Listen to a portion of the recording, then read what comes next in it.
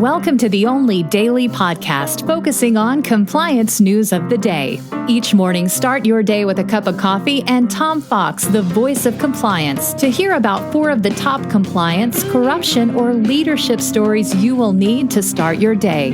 The Daily Compliance News is a production of the Compliance Podcast Network. May 26, 2020, the Perfect Storm edition. And we start with that as our lead story today from the Wall Street Journal. Kristen Broughton, writing in the Risk and Compliance Journal, as she raises the possibility that corporate layoffs, budget cuts, and prospects of looser internal controls could lead to a perfect storm of fraud risk. Actually, this came from Andy McNeil, Director of Research at the ACFE. As demands on corporate compliance teams have grown, along with increased regulatory enforcement, it's required a balancing act to maintain effective controls. Some compliance programs are dividing responsibility to ensure the most critical responsibilities are covered, but others have said they've made cuts to compliance,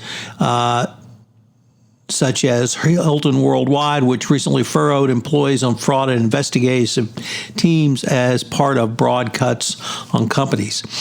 Companies that do make these cuts are going to be at serious risk because the Department of Justice and the Securities and Exchange Commission will certainly not look favorably upon this if problems arise because of inadvisable cuts. Next up, also from the Wall Street Journal, a German court has ordered VW to compensate drivers over the diesel emission scandal. Germany's highest court ruled against Volkswagen in the first case brought by customers seeking damages in connection with the firm's 2015 car maker emission cheating scandal in a landmark ruling that could herald further litigation against the VW and some competitors. Monday's ruling comes more than 4 years after VW admitted in 2015 to installing illegal software on millions of diesel models. The device allowed the cars to pass emissions tests in the laboratory while emitting much higher levels of toxin pollutants than normal road use. VW pled guilty to committing fraud in the United States and paid more than $30 billion in fines.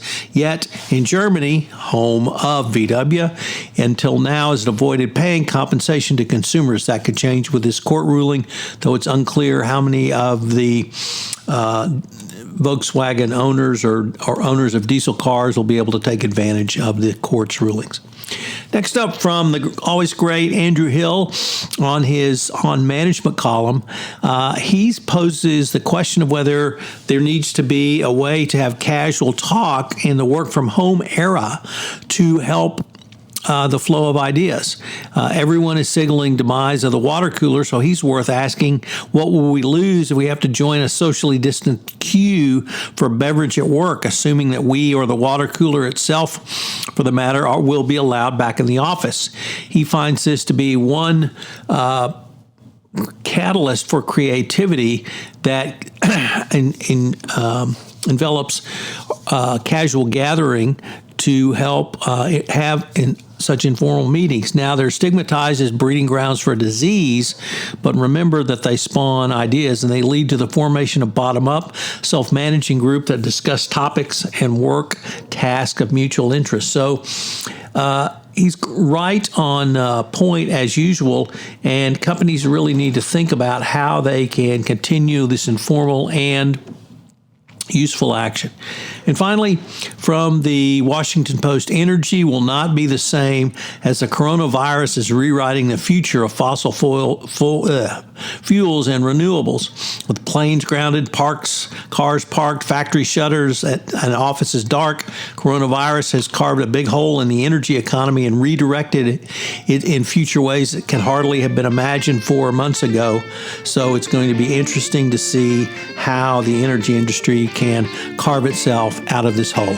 I hope you'll check out this month's 31 Days to a More Effective Compliance program, where I'm focusing on written standards. Also, I hope you will check out the Compliance Life, where we are featuring Ellen Hunt. And finally, I start a 5-part series on compliance programs in the banking industry and beyond, sponsored by K2 Intelligence Fin. Check all those out this week on the Compliance Podcast Network. Thanks for listening.